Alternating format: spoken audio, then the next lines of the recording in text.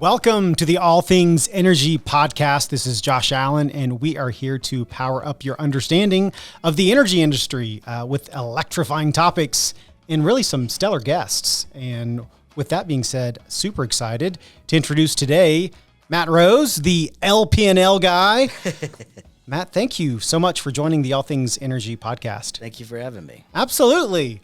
Well, you have you've been behind the camera and the microphone a lot the last year plus, lots of changes happening. And so truth be told is Matt and I have had some really great conversations off air, and I just love the perspective that Matt brings into this. And so I thought we'd get a teeny bit of background and then kind of just dive into energy landscape as it affects us here in Lubbock and West Texas. So I always like to kind of ask, Matt, are you a Lubbock native, a West Texas guy? How'd you get out here to Lubbock? Well, I got out of here because of Texas Tech. There you go. I'm actually a native Austinite. I kind of claim Bastrop as my hometown, just outside good. Austin. That's but right. I'm a Central Texas guy, but lifelong Texas Tech fan, and came up here, came to college, and then went back down to Austin and worked on some campaigns and worked at the comptroller's office. But really the most of my time that I spent in Austin was in and around the Capitol monitoring the various committees that regulate the electric industry. And I've got a little family background in terms of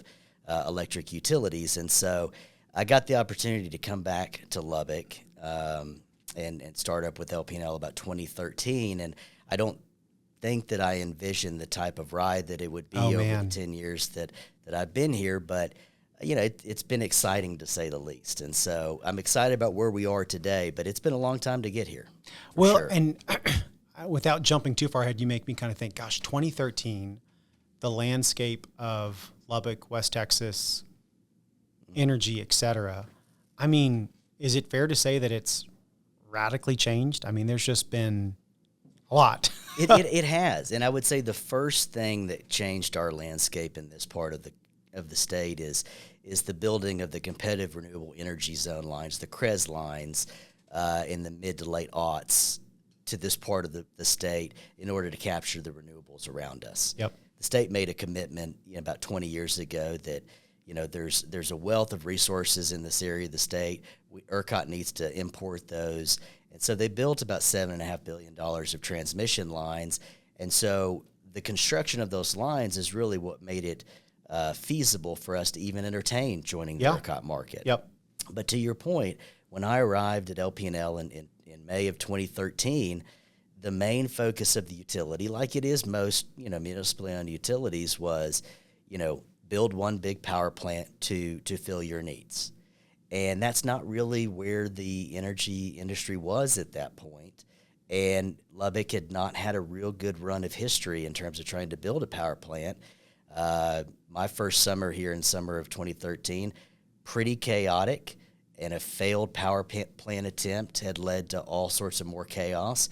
And so with the change of the board and a change of leadership at LP&L in 2014, we all sat down and took a look at it and said, ERCOT is really only kind of one county northeast and south of us. Yep. It's really something that we could pursue. And so at that point in time, we really kind of got off of the sole power plant idea and started thinking more globally about how we could get our power. One of the things that people don't realize is that, starting in 2004, Lubbock Power and Light, we bought 100% of our power from Xcel Energy or Southwestern Public Service.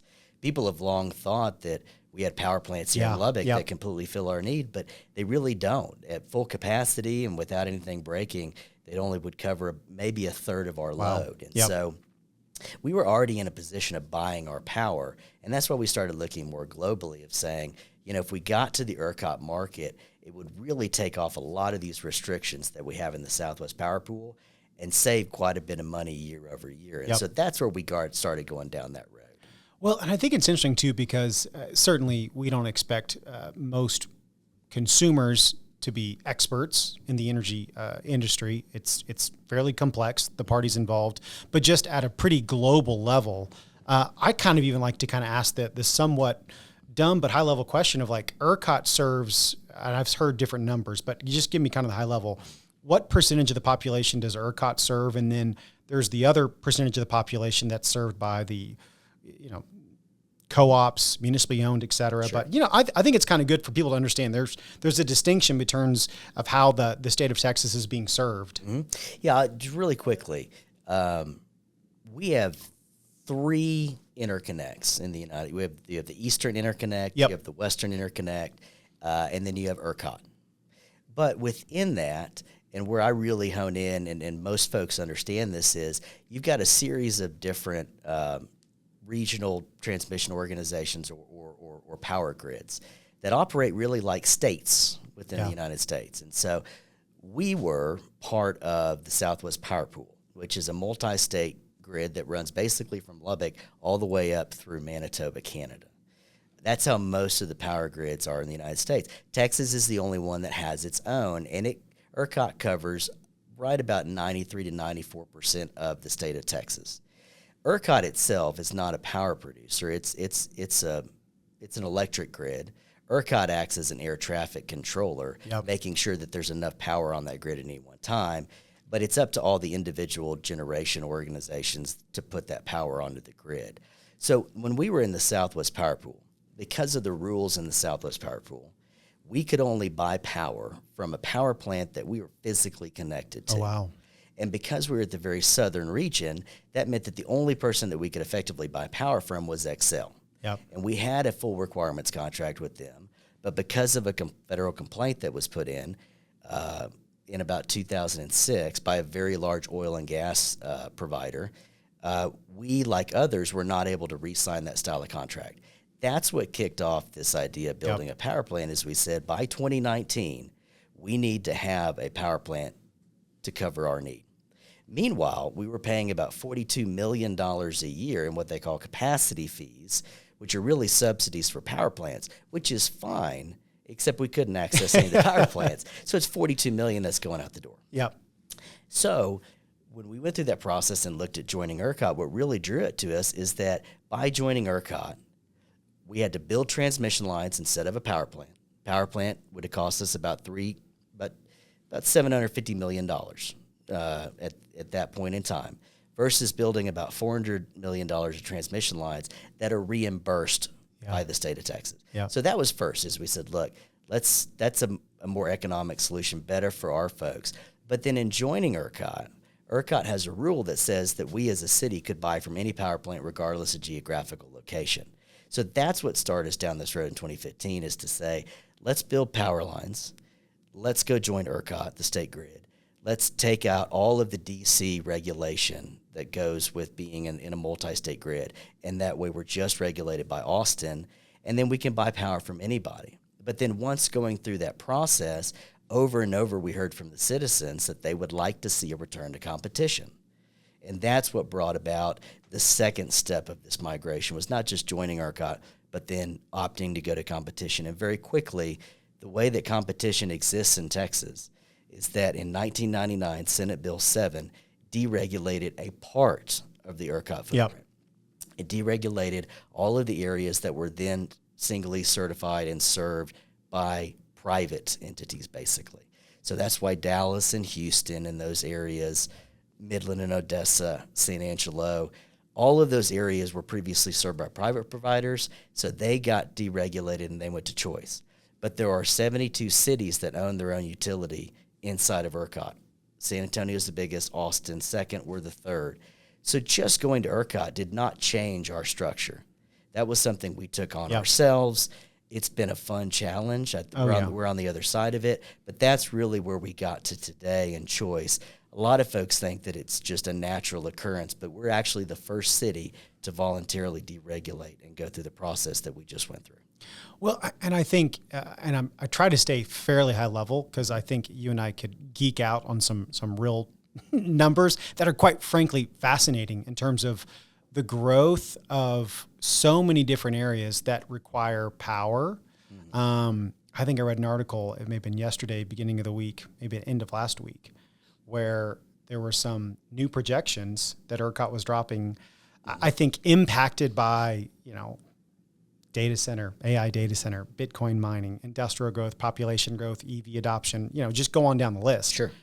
And the power growth was, it's mind-boggling. It is. The next, I think it was through 2030, they said we're going to go from, 85 gigawatts to 160 gigawatts. And they're like, oops, that was a 60 gigawatt increase above last year's projection.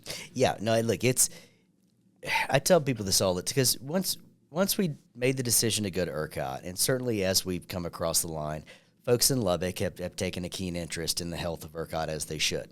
And we hear a lot about it in terms of reserve margins. I tell folks all the time, they're going to break a demand record every single summer in ERCOT because more and more people are moving to Texas, and we're having these hot summers. So that's just a natural thing that's going to occur. ERCOT then has to keep pace with that and bring generation on. And so we've seen those slim reserve margins. But what's fascinating is that we've seen them also in the Southwest Power Pool, and we've seen them in MISO, which is to the east of the Southwest Power Pool, based out of Indianapolis, but runs up and down north and south of the country. And what they're showing over and over again is that not only are they naturally breaking demand records and needing to bring more generation on, but that's getting multiplied by these very large end users like data centers.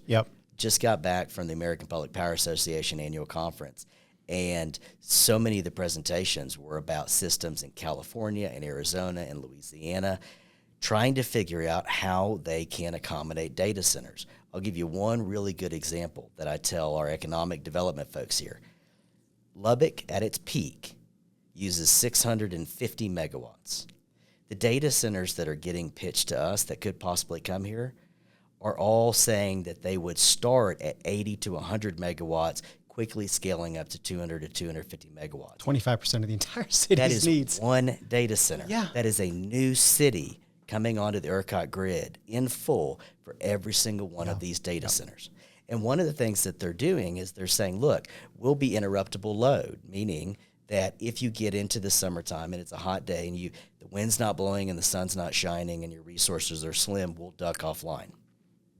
Well, that's fine, but what we saw last summer is that a large data center did that and got paid an exorbitant amount of money to do that, and that's untenable for folks as well. And so what you're looking at as of last week, and a lot of hearings that happened in the state Senate, is that even lieutenant governors coming out now saying next session we need to continue looking at how to incentivize generation. We need to keep looking at how to build transmission lines so the highways are there to transport it. But we need to start taking a look at how you make these larger users coming online, like data centers, cover their weight. Yeah, the risk they're taking. Right. Look, when Lubbock said that we wanted to join the ERCOT grid, I think we all thought that everybody would just open arms and say, come on in, we love you, Lubbock, come join Texas. Sure. Didn't happen that way. It was a very fierce negotiation. And on one side were the oil and gas folks. But the idea was, well, Lubbock, you're coming on and you're building $400 million of transmission lines. That's going to up my price. Therefore, you need to put skin in the game. And at the end of the day, we did. Yeah. At a level that we're still okay, and it's not going to break us, and we'll get through those 5 years. It's the reason why our delivery rates coming into this competitive market are higher than most. But now you're starting to see those conversations happening globally across Texas with these data centers, because they're looking at it just like us. The facilities it's going to take for you to come online is going to raise everybody's cost, and it's going to scrunch up the margin, so you need to do something to help with that. And I think you're going to see more of that talk from the legislature and probably from the federal level as well. And I'm going to ask this again at somewhat of a high level, because there's not a one-size-fits-all solution when it comes to individual customers. And I'm going to kind of almost ask it from a standpoint of, as we have massive growth all over, the increase in demand, and certainly the state and all the different energy resources are grappling for where can we find additional energy resources. I guess one perspective in our little kind of niche of the corner is, can we help customers with some behind the meter assets at times, whether that's some of the solar, battery, generator related assets. I think the legislature passed that Texas Clean Energy Fund, which has some provisions for certain organizations, certain groups that are serving community well-being and so forth, having some behind the meter generation assets for resiliency. What do you observe? I mean, to me, there's not one solution. We need to come together with all of the various ways to solve this. So do you see some of those different, trends of behind the meter solutions, in front of the meter solutions, transmission line solutions, and so on and so forth? on nearly any subject, if you ask me for a generic answer, I'm going to say it's an all of the above answer. I'm just a big believer in that. But in our market, in our industry, it's absolutely true. It is all of the above. Anybody that comes in and says that renewable energy, wind or solar, is going to absolutely save the day, that's not the case. Well, we've already seen the trends, and we've seen what happens. We've seen the trends, right? And so that's where, okay, let me put it this way. Every single year, right, these generation facilities, these 600 some odd power plants in ERCOT, they have to go offline for maintenance. It's a natural thing that has to happen. Yep. It's like taking your car in to get it inspected or get things oil changed, right? You have to do that. And because if you don't, it's going to break in a bigger way, and you're going to be offline for a year. Yep. We saw it here as we don't manage the power plants anymore, but we saw that with our power plants the last few summers. A fan belt breaks, it's several $1 million, and it's 6 months to a year. So when all of these folks have to go offline for maintenance, which is typically in those April timeframes, those October timeframes, you're leaning pretty heavily on those renewable resources, and yet we've seen a couple instances where they've called for conservation because it got cloudy or the wind stopped blowing. So we know that that's not going to be the full solution. We know that our industry for 30 years now has been base loaded with natural gas. It's the core. So you need to have what we call firm power, which is, if it's natural gas, if it's nuclear, it is generation units that if I press that button, regardless of anything else, electrons are going to come out of it in a quick fashion. So batteries have started to play more of a role, and they're staging batteries. But over the long term, how hard is it to source the materials that you make the batteries out of? What's their lifespan? What do you do with those components when it's done? Where do you dispose of them? So that's not a perfect solution either. But batteries need to continue to grow, because in those disaster situations, during Winter Storm Uri, batteries actually helped us get out. During Winter Storm Uri, when everybody started yelling about the wind turbines going off, it was really the back half of that week that the coastal wind stood up and brought us out of that issue. Yeah. So it's all of these different things. But when I say all these things, one of the concepts that we're starting to see play out, and I think it's a very good one, is instead of just saying, okay, every year we're going to use more and more, so we just need to continue to build generation to cover that. We need to start, as you kind of referenced, talking about how to cut down on usage. Yeah. And some of that is, for every person that puts a solar panel on their side of the meter, that's less they're pulling off the grid, which is great. But as I always say, if you're going to put panels on your home, make sure you do your homework and know that it is a substantial investment in your home. But similarly, we need more transmission lines, because we need to be able to wield this power around the state if one area goes down. Last August, we had a sudden conservation call and a quick emergency operation in ERCOT because a lone transmission line carrying renewables from the valley got overloaded and went down in August. Yeah. And that caused an issue. So we need more transmission lines, highways, we need more of the above, but we also need the technology resources that they're employing and looking at for the nuclear side of things, which are not the big, huge nuclear reactors like we're used to seeing, but instead more the small modular reactors that don't really use water or as much water that you can stage around the state. Yeah. Because if you get to a point in time where you say, look, the Permian Basin, where those oil and gas companies are they're like cities in terms of what they use. But if you can stage batteries and you can stage, those modular reactors around there and take that need off the grid, then you're doing a service for the rest. And so that's what you're starting to see in terms of sort of the splintering out of taking care of this obligation. Well, and again, I'm really thankful. We live in a state that has access to resources in various capacities. I think that they're as imperfect as every system is out there. There's not a perfect system out there. There's an incentive around generating some capacity. Certainly, some of those capacities take longer to build out. Yes. I'm curious. Are there any?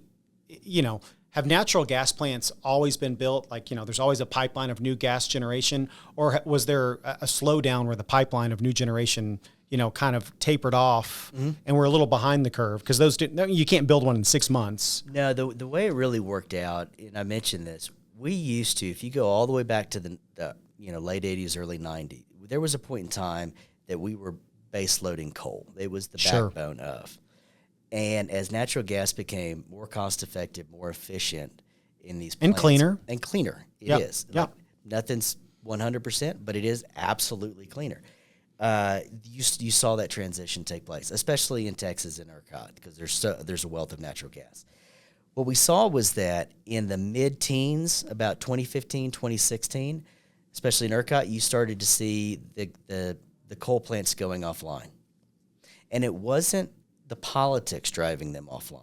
It was the base economics. Yeah. It was that those coal plants, we have what's called a heat rate, which gauges how efficient your plant is and how expensive it is to run. And the coal heat rate got to such a point that the folks that own it said, we're losing money. Yeah. And so they started getting out of that. So I remember from 2014 to 2017, we lost about 8,000 megawatts of generation because coal went offline in a lot of these big plants.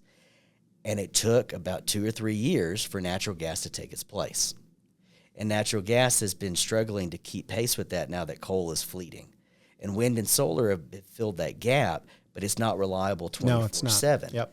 And that's why you see, and you're going to see it this summer, but that's why you saw last summer, there are these stretches of time that, about 7, 8 o'clock, when basically the solar resources go offline, but the wind resources haven't come online, and it just has that momentary spike down and back up, and we've got to cover that.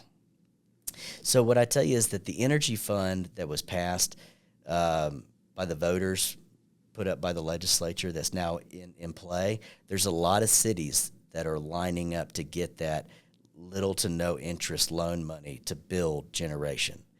But if you're going at a greenfield site and building a natural gas plant, it's going to take you 3 to 5 years to get that done.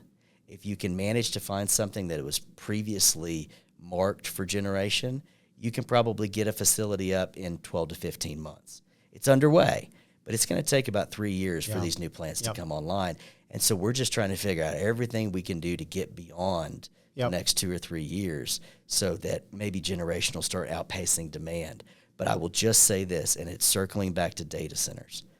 I heard this in a presentation a couple of months ago, and I just heard it at the American Public Power Association presentation. And you mentioned it. AI-driven data centers. It's the wave of the future, but it's also going to double the demand on the ERCOT grid by 2040. It's mind-boggling. I mean, you can't even really wrap your brain around that. You can't. It's just the idea that it's taken decades and decades for us to get to 100 gigs. Yeah. And we're going to double that in 15 years is crazy. But I heard folks from California and other places where they've got data centers they're managing, and when they kick these data centers on, there's 30 to 50 megawatt swings that they're having to try to account for. They're trying to make sure that there's not voltage issues. Because, again, you're talking about basically plugging and unplugging a medium to large size city every time these things ramp up. And it's just not sustainable. And so we'll see what happens this next session. I've spoken with our delegation about it. They're very committed to looking at putting resources, real dollars, into some of these different resources. I think we're at a point where they've said that the wind and solar industry is stood up and they'll help where they can, but there doesn't need to be any additional economic incentives. Yeah. But what instead needs to take place is real dollars going towards firm generation. Yep. And that's what we want to see. And so LP&L now, we're in a position of being a wires company. Yep. So we are the same as Encore, AEP, CenterPoint, Texas and Mexico Power, and we're going to focus on that. But we're still an integral part of all of this, because if we get into an issue where we've got to rotate outages, we're the ones that have to do that because we own the poles and the lines. And so we're just trying to make sure that our system continues to grow as well, so that we've got some space if we get to tight conditions. We've had a lot of outages, the last couple of weeks because of rain.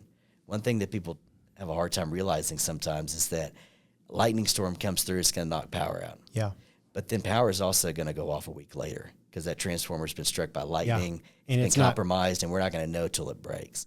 But the more lines we have out there and the more capacity we have when that happens, we can isolate it, move people to other circuits, get them back on while we fix stuff, and then move forward. And so our goal is to not hesitate building out our local grid.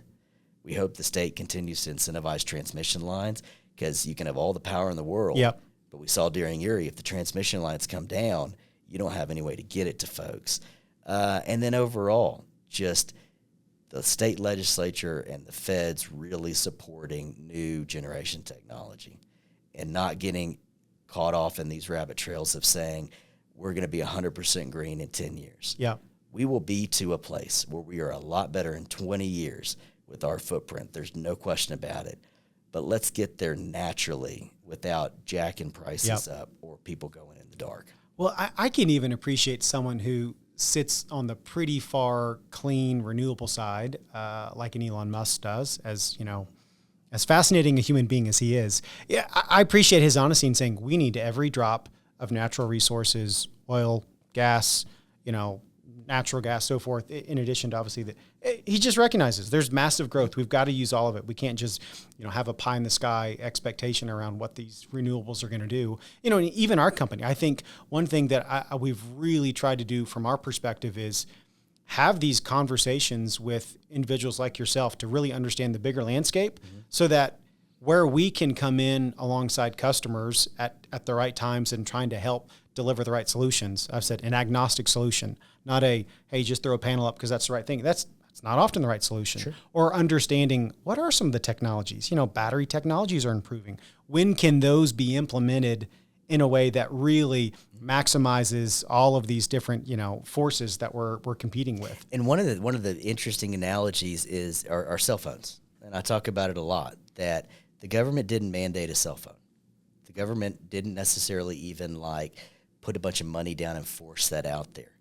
The fact that nobody had a cell phone in 95 and everyone had a cell phone in 2010, that was a natural product of the market. That's always going to take place. But what the government did have to look at doing is, where are these towers going? Where's the infrastructure going in? And then in a different way, what are we doing to put in rural broadband and things for areas that are less served, right? Those are always going to be areas where the government can come in and help the industry. But that technology is going to drive whether it's viable or not. If wind and solar are not viable in the market, they're going to go out. But what we've seen, and folks just here in Lubbock can understand, hopefully this, is that the last couple of years, we've had really good pricing because of the wind in this area. And that's a benefit, and we shouldn't look past that. And so you're never going to hear me say that we need to take any resource offline. Yeah.